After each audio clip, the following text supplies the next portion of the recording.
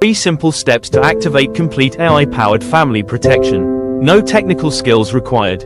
Just download, pair, and protect. Download the Parent app first from Google Play Store or Apple App Store. Sign up and create your free Parent account. Get your unique parent code to connect with your child securely. This is your unique parent code.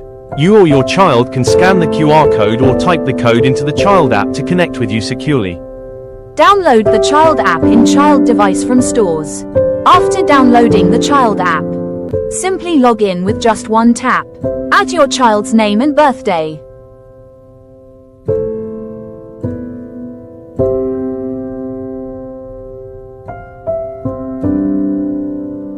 Scan the QR code from your parent's app.